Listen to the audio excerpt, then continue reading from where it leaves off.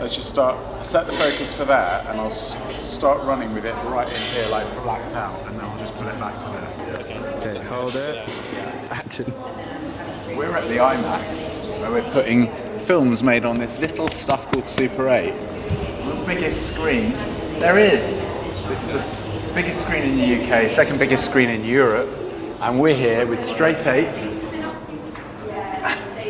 Or there. Yeah. We're not going to rehearse this, it's all going to be one take. It's going to be pretty bad. But basically, I'm Ed, and that's Alex. Let me just show you Alex.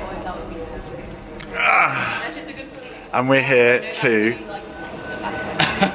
show the 25 best films. Oh, well, I need the mic. yeah, this is good. To show the 25 best films of Straight 8 2024, which have all been made on one single roll of Super 8. One roll of Super 8, like this. Oh, I hate digital cameras. Shut into the camera, and then edited only with each push of the camera's trigger. So every time you... I don't even know. The on button's on the other side on this one. It's that little thing there. Flip that. Okay, good. This is preparation. This is a really cute little camera. This is live. You should get a little close-up of it. Okay. How close focus does this thing go? It goes really close focus.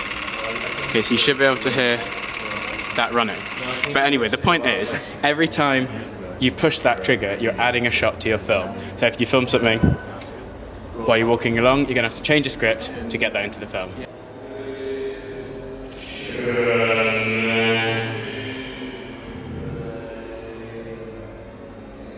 Do you want to? Great, swap back. Swap back. So, 250. this slightly stupid way of making a film started 25 years ago in 1999 when I asked a few friends if they wanted to try it out. I ended up showing the results in a West End cinema 25 years and, well, 3 days out from exactly 25 years. So tonight we're going to have a bit of a drinks reception here. Should we have a look at the drinks? Yeah. And we've got a lot of like historical clips and posters, which is all very exciting. And I just want you to imagine you're here with us really in London a week ago, because this will be June the 1st when you're watching this. So yeah, this is just for me and Alex to celebrate. And we've got some stormtroopers over here at BFI IMAX. And that's probably the worst intro we've ever done. But you don't care because you want to watch the films. So I don't think we'll stand in the way of that. I think we'll just say a big thank you to CINELAB Film and Digital in London, who do all the processing and scanning for Straight 8 since 2016. And we do have other supporters as well, but that's a long-term relationship. So we're going to call them out. They do amazing things with film, and look them up. Well done to all the filmmakers. For those of you that haven't seen your film, I hope you really enjoy it. And for everyone that's made a film this year, your film will have been supplied to you so that you can watch it at the end of this live stream. So enjoy that too, watching the top 26. And we hope to see some of you in future years. If you watch these films and think, I could do better than that, good, show us. Enter at straight8.net. We haven't opened for next year yet, but keep an eye on our socials or join our mailing list. And if you think you can't make one that good, you might surprise yourself. Some of the best films we get are often made by people who've never made a film before, so something to think about. Anyway, keep dreaming, keep doing, enjoy the films. Cool. Should we just leave it at that? Yeah, I think we should. If That's we look really at it, bad. yeah, it's really shameful. We'll be right back.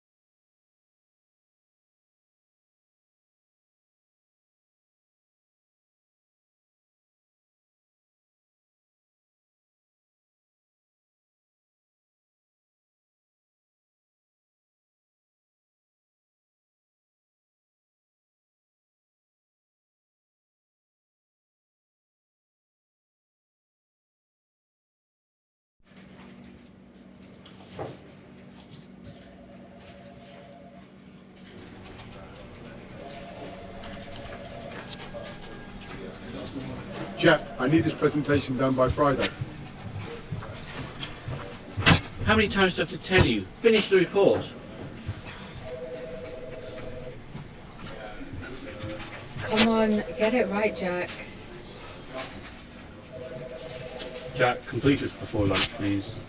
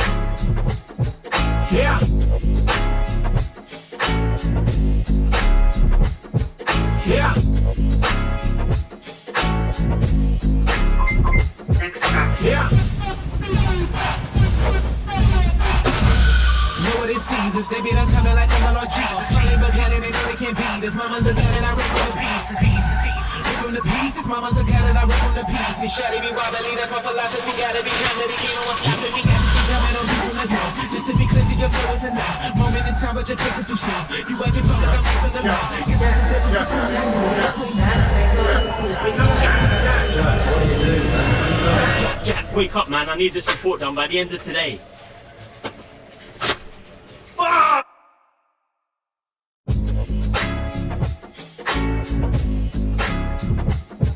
Yeah.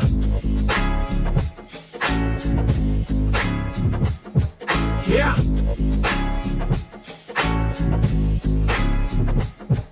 Yeah.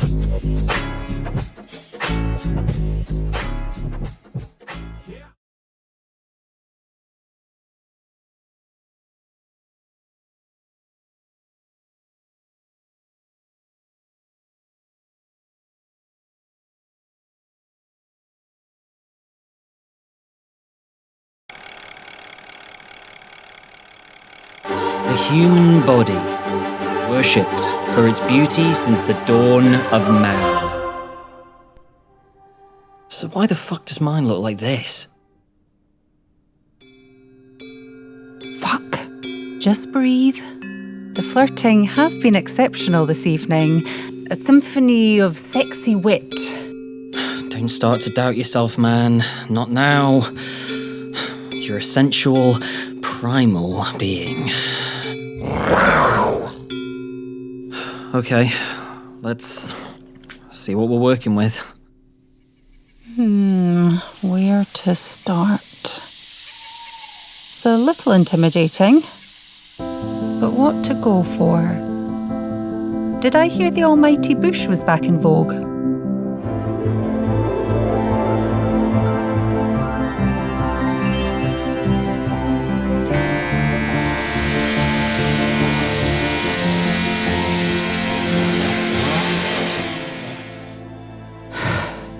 Too much. I look like a prepubescent teenager. Oh! Oh, you saw my vinyl collection. Oh, I didn't realise you could see that. Oh, no. Ah, and yes, that is a Murakami novel. You will not be mistaken. A bit like reading before bed. Oh, goodness me. The way she is throwing us around. I know, right? It's like, give it a bloody rest, love.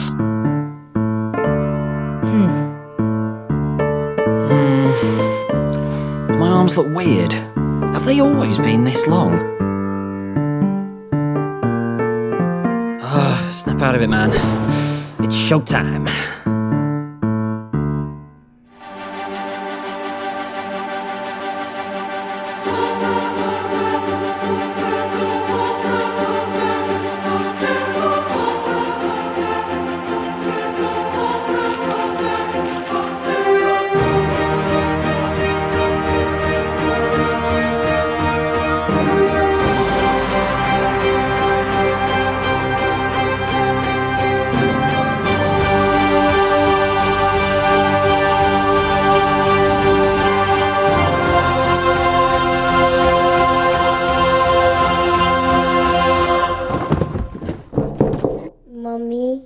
Can't sleep. Shit.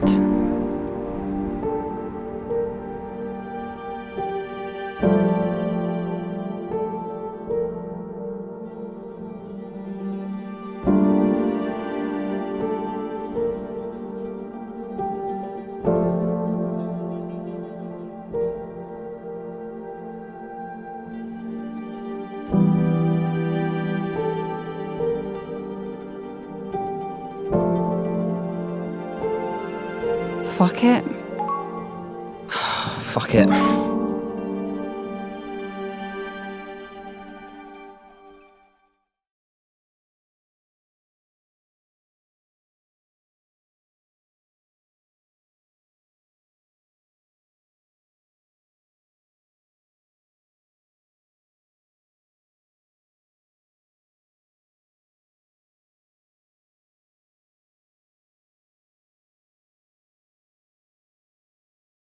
Growing up, I used to love hickeys, love bites, bruises, purple pockets of lust and teenage excitement.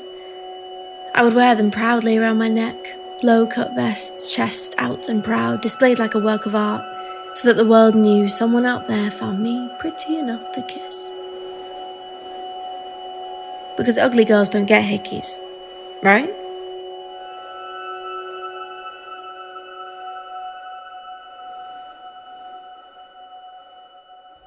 I remember my first kiss, the first time I exchanged tongues with the opposite sex, and the tears that fell down my face afterwards, and complete shock that a boy had found me attractive, and absolute worry that he would be the only one. A dream that quickly turned into a memory, and a memory that turned into the beginning. The beginning of a feeling that grew and grew inside me. I had been starved of affection for so long that I feared I'd go hungry again. I kissed every boy after my first, and then some. I liked myself more when someone else was inside of me. I thought each kiss would heal my wounds, that each compliment would wipe my tears, but with every fuck, every choke, every rub, every lick, every slap, every shove, I still couldn't call myself beautiful. The years and years of self-hatred and low confidence couldn't be fixed through reverse cowgirl. Soon, sex became a currency, and intimacy became a chore. Getting with men because I could and not because I wanted to, accepting the touch of a stranger, a man I had no interest in, a man I wasn't even attracted to, because I didn't believe I had the right to choose. We accept the love we think we deserve, and I accepted anything that came my way. With each body added to my count, I felt further and further away from pretty. I looked at my list of hookups and felt nothing but shame, an assortment of names that spelt out insecure. Each man was a shield, a mask to hide how I felt about myself. The only pride I could accept was from the pleasure I received, the intimate moments I shared. I love being sexual with another person. I love the feeling of their words against the back of my neck, the taste of their skin and the look in their eyes. I love the tension in public, his hand brushing up against mine, his arm draped around my waist, small touches that feel larger than life, that send tingles down my spine, one-night stands and drunk text messages, sensual explorations and bottles of lube. I love sex. I love hooking up. I love being single.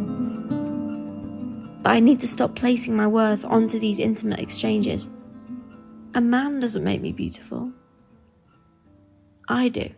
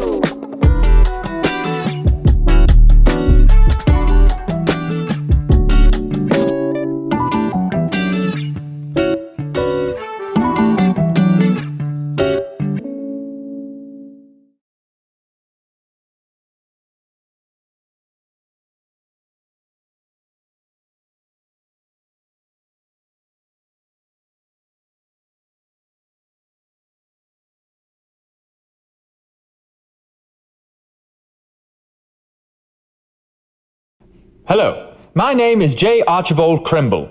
It's a peculiar name, and no, I didn't choose it. Archibald is usually pronounced with a B and a D as Archibald, but my mother wanted me to be different, so here I am. The J stands for Jeremy, but spelled with an E at the end, so some say Jerome. I've lost something, and I'm going to tell you the story of how I've lost something. Some think I'm a woman, and maybe I am, or maybe I just like womanly things. I think at least I would consider myself curved. I guess I'll decide as I go along. Sometimes I tuck. The feeling of a taut shaft somehow makes me feel like I'm gaining inches after a good release. I'm insecure, you see. I've never received a complaint about my size, but I think I watch so much pornography that I've altered my own view of my body. It's a dirty habit, but I don't do any hard drugs or hurt anyone without good reason, so I let myself have at least that. So there I was, thereing, minding my own business when I heard a strange noise from elsewhere. Strange noises happen all the time, I thought. However, this time I found myself entirely too preoccupied with curiosity. So I said, fuck it. I investigated the area of the odd sound and found a mound of pound cake. It had been eaten, you see, but not by me. Small bites from something that must have been small. A rat! Wait, no. It wasn't a rat, it was my neighbor Trevor. Yes, it must have been Trevor because there was a stench that stenched like peanut butter and wet dog. And also, I remember seeing him on the floor, sprawled out like a lunatic, foaming from the mouth and seizing. I was about to investigate further when I realized I had an itch. I discovered I had a rash on my butt right above the crack line. It spread, however, to my stomach. It made me hungry, so I went and ate some of the pound cake and it tasted rotten, so that didn't help. In fact, it made the itch sensations move to my throat. So I tried calling out to the birds nearby, but they didn't respond. They must have been busy. Well, the itch wouldn't stop, but luckily I was saved from the most bizarre of circumstances. Someone had tilted my painting.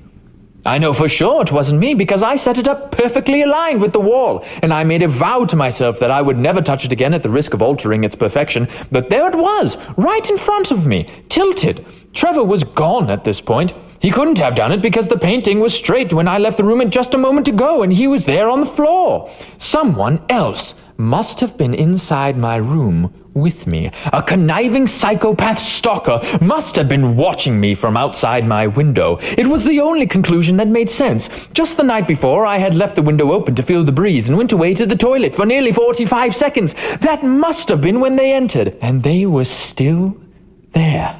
Somewhere. Anywhere. Possibly everywhere. I shouted out, "I don't know what kind of plot you've been plotting, but I assure you that your plot will not be plotted." I ran, you see, very fast. I went to the stairs outside and was running at such speeds that I had the most unfortunate fall, and I tripped and I took a dive and slipped and mucked around a bit and then I died. No, that's not what happened. I've lost something. Something somewhere within all this mess. I think what will help this cause is if I start over. Yes, let me start from the beginning.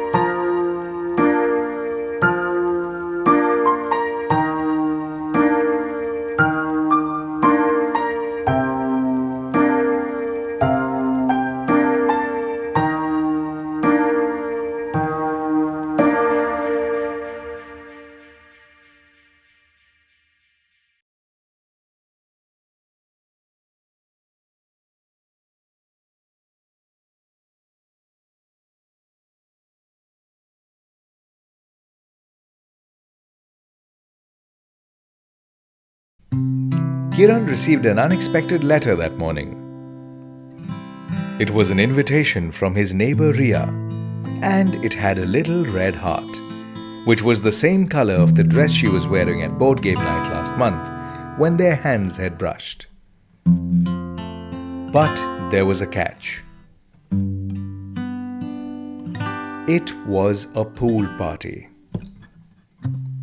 It wasn't that Kiran didn't know how to swim.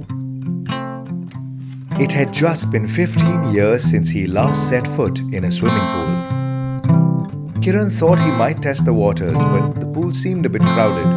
Maybe tomorrow. Kiran considered taking a dip the next day, but the pool was being cleaned. Maybe tomorrow. Kiran had some work to finish the next day, but time was running out. With determination in his eyes and reluctance in his gut, Kiran decided to go for a swim. He slapped on some sunscreen first,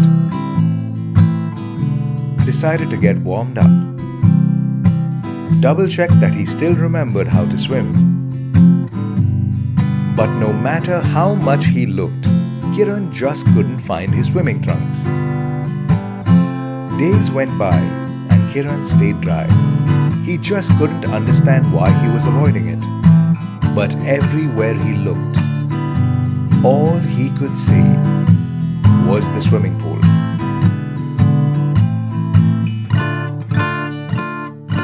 until it finally hit him. It wasn't the trunks that were the issue. It was his t-shirt.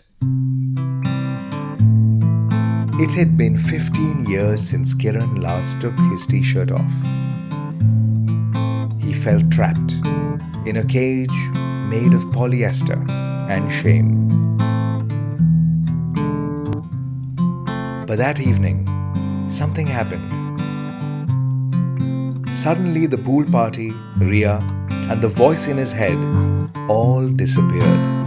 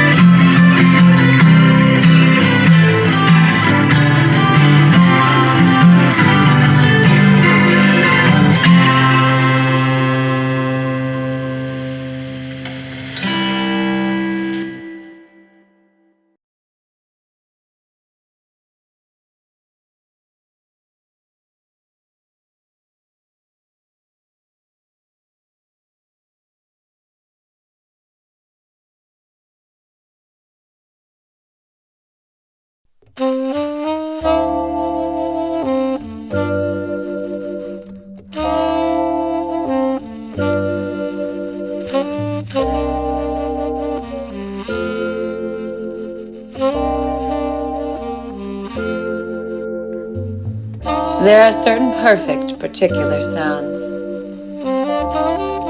A tennis ball. A golf ball hit just right. A fly ball in a leather glove.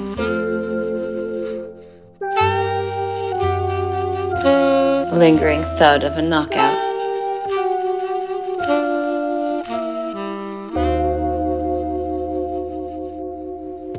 I get dizzy at the sound of a perfect pool break. A crisp bank shot followed by 3 or 4 muffled slides and consecutive clicks. The caressing twist of chalk on the cue. Pool is erotic any way you look at it.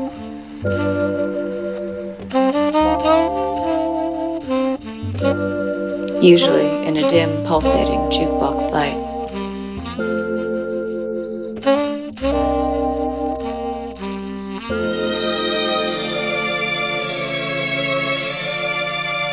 Cricket in Santiago. Red parasols, green grass, white Andes. Red and white striped canvas chairs at the Prince of Wales Country Club.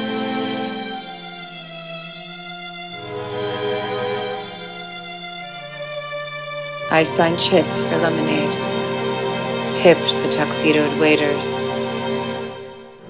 applauded John Wells, perfect crack of the cricket bat.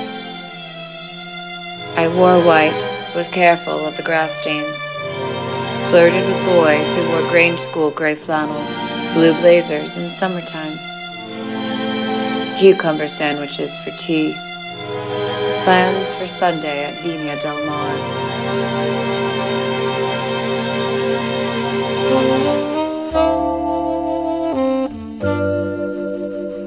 At the Pony Bar, I remembered feeling as alien on the green grass as I did in the bar stool next to the biker.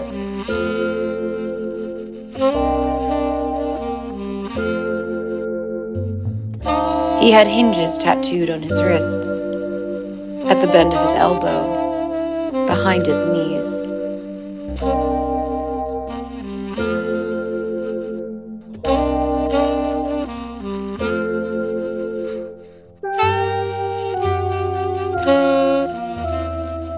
You need a hinge on your neck, I said.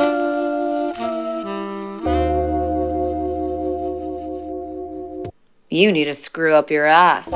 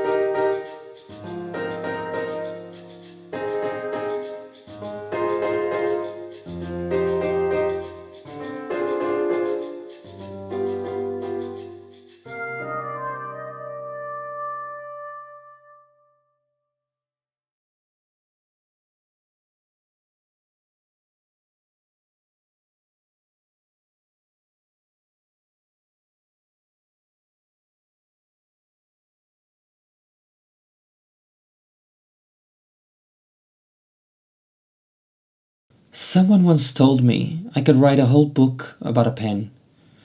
We were discussing inspiration and the lack thereof that we, in ideation, sometimes face and don't love. And I face it a lot, but they seem to not, so I took their advice, I took it twice, and I wrote a script that I thought was grand. I held it in my hand with glee.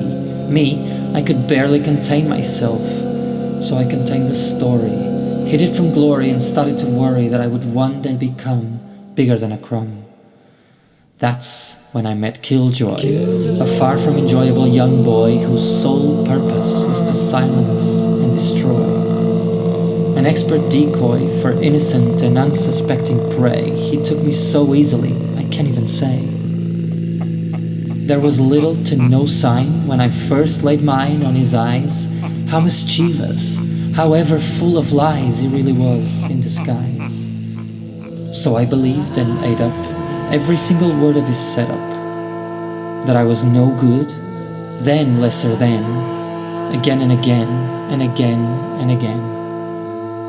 Fell for the trap time and time over, till I let him take over and forgot myself for a while. How vile, how strong a denial for a potential cineast turned cinephile. I was laid to rest, hibernating at best, unsure of ever being capable of anything, ever. Questioned my every attempt with the foulest contempt, and lived in shame and fear and everything near.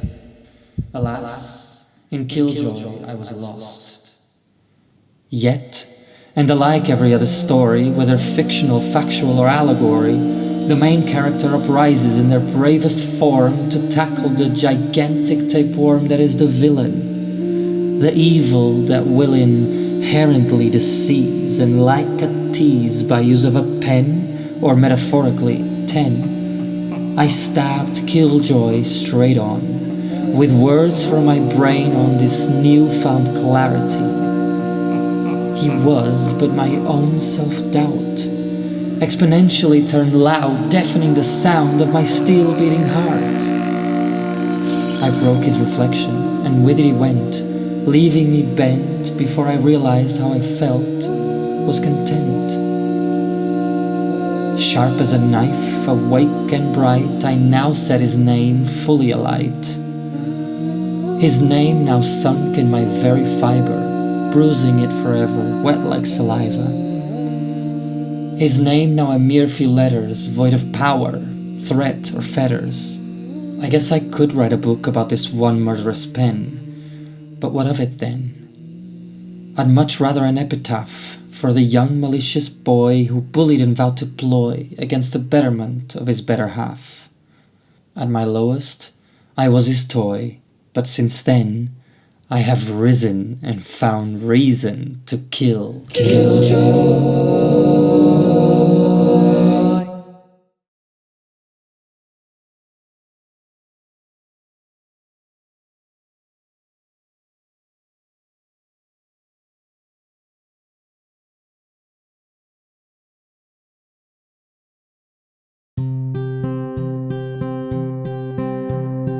Once upon a time, but not so far away, trees and humans swapped their roles with Christmas days away.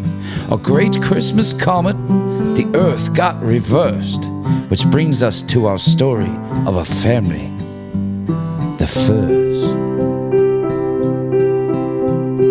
Arthur the father, a hard-working pine, married his wife Juniper on the 1st of July.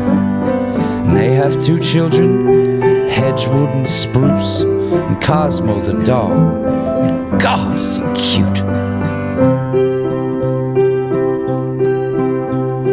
Oh look, here's the family just home from the mall. They picked out their human to cover in balls. A little to the left, now a little to the right. Now straight up the middle, that's it, hold tight. Now lights and ribbons, and then come some bows. Now don't forget the angel that sits atop his nose. Come Christmas Day, a blizzard of rap. The kids open presents, the parents drink sap. doozles and boozles and thingamajiggies, who's its and toots its and what is that thingy? Until all that is left is a mountain of scrap, a big giant pile of boxes and crap. The furs settle down for the long Christmas nap, and Cosmo is worried that his human looks sapped.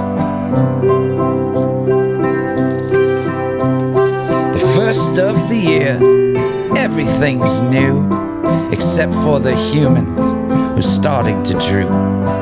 No care is given, not looking so tall. A poor human forgotten, no water at all. Soon he'll start shedding, and it's time to be dumped. The human soon tossed like a log or a lump. Cosmo, come quick, Arthur calls from the door. The dog sprints forth, asleep on the floor. The dog then he wonders that this thing that they loved, once so admired, is now not enough. He gives him a sniff, a sigh and a pant. Cosmo, please help me. Cos says, I can't. The Christmas comet, it came and it went. Now humans are human, and trees are now friends. All is forgiven, and all is alright. Go back to the earth, it's the Fergie of life.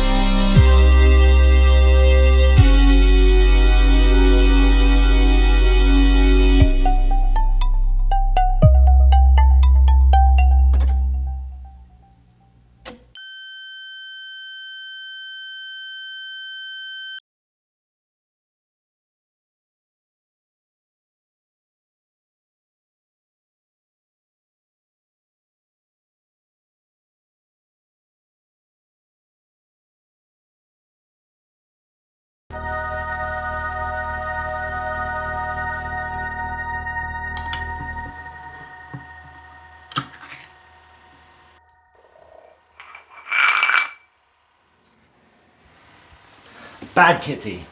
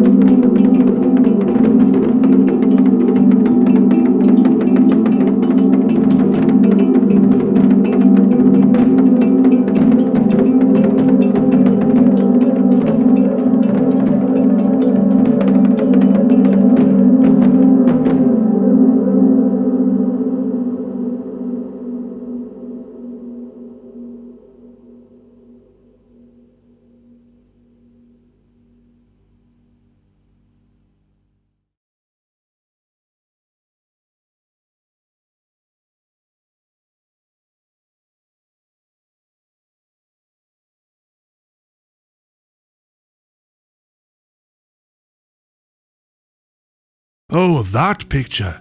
That's me as a young man. You probably can't imagine it, boy, what with the Nutri-Flutes and gyro-drip thingies you have now. But back in my day, people actually used to get food delivered to them. No, I know, they did. By other people. And for a while, your grandpa used to be one of those delivery people. Riders, they called us. I'll tell you what. It was probably the best job I ever bloody had. Dry, crisp winter evenings, pregnant with potential for hope and wonder, and making 60 to 70 quid.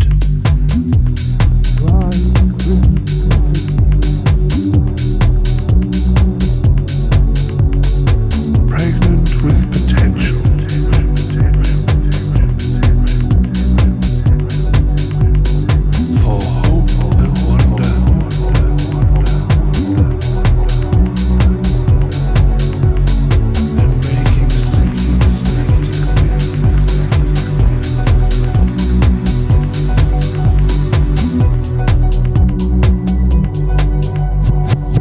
Clear roads, clear head, steaming grub on my back, gleaming city ahead. To hell with the piddly orders, we're delivering £7 banquets to all, from the mansions on the hill to the estates by the river. A hungry city laced with busted intercoms and faulty council block lifts.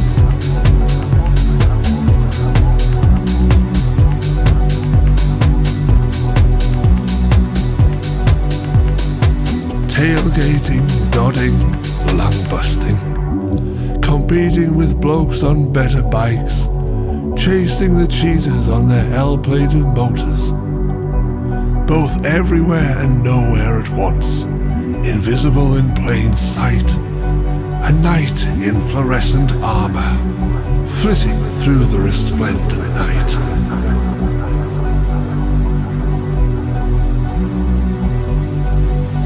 Knights in fluorescent armor, riders they called us.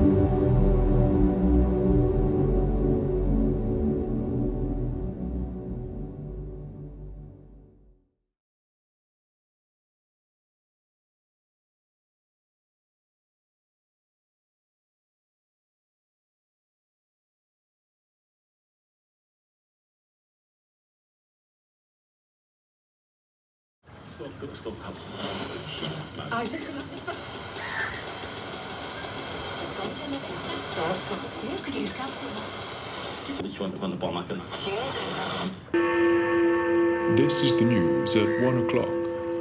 Rescue efforts are ongoing to find the fishing trawler Scary Bell, which went missing 3 days ago in inclement weather.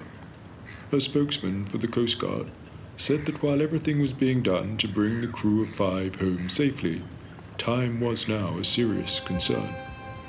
This is the 5th vessel to have disappeared in as many months, prompting fears about current safety protocols, or the lack thereof. The Prime Minister, James Callaghan, is under mounting pressure from trade unions and striking workers over his Labour government's position.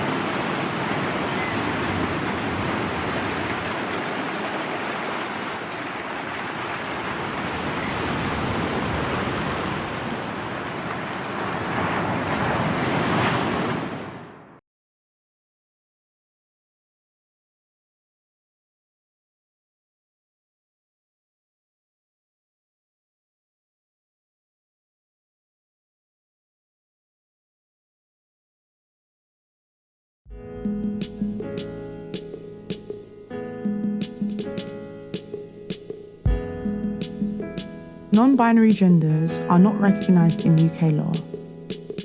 Approximately 30,000 people in the UK identify as non-binary. My name is Tiana Major 9, and I'm a non-binary, 3-time Grammy-nominated international recording artist and songwriter. I have never spoken publicly about my gender expression until now. When I was younger, I didn't know I could identify as him or they. When people would call me she or her, I'd correct them and say, my name's Tiana.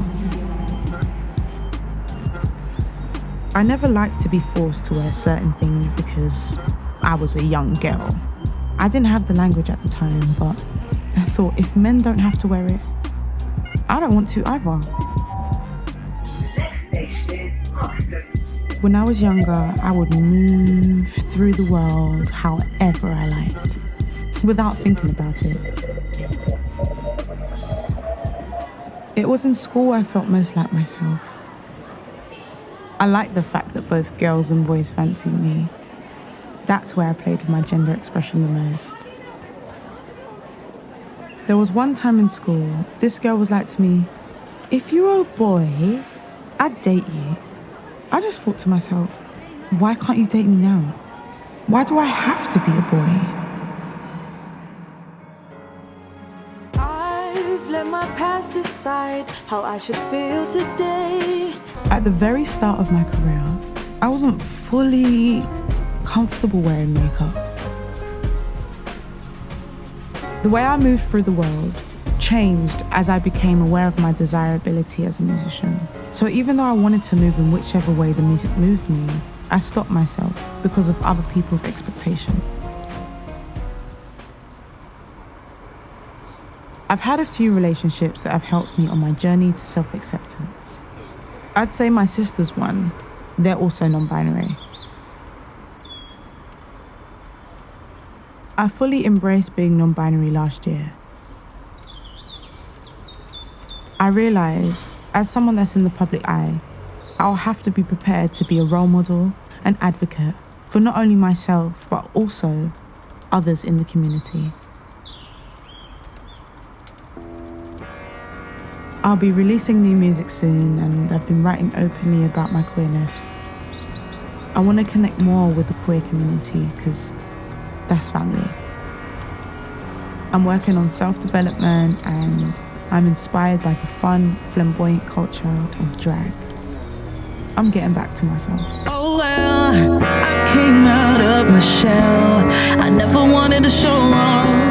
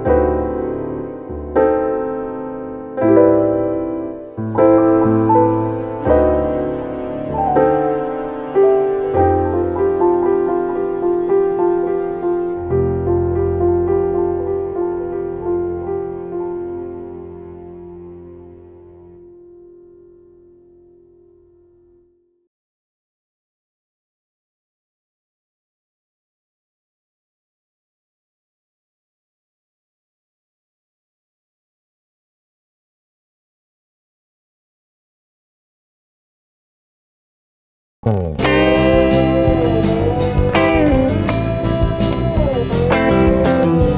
we go now. I'm gonna tell you my story. Picture the scene, it's like Groundhog Day. Me and my husband ain't got nothing to say. My heart is empty and the house is one hell of a mess. He's going out detectoring on Valentine's Day. He's in love with that thing, leaving me and my lonely heart to feel depressed. Oh, mercy me, when love is stuck in a rut, you gotta spice things up, or you gonna finish up as a divorcee. When love is stuck in a groove, Cupid would disapprove. So turn up the heat, it's time to play. Now don't assume this man of mine has one darn clue what's on my mind. He thinks I'm happy, but he's taking this gal for granted. Ain't no fun.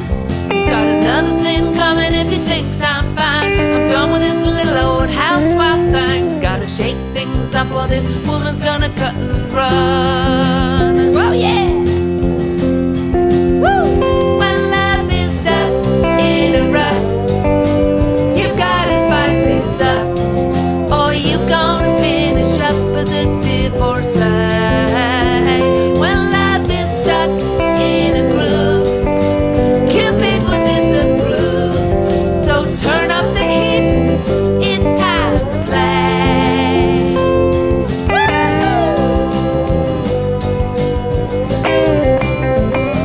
Play that thing.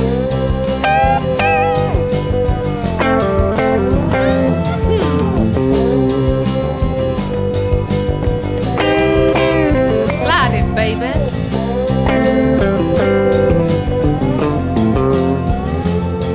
So I changed the scene and I shook things up. Gotta give me some loving with a man real hot. Made me feel like a whole lot of sexy woman again. Deep down I was thinking jealousy might stoke the fire and fan the flame. See my old man work hard to win this love again.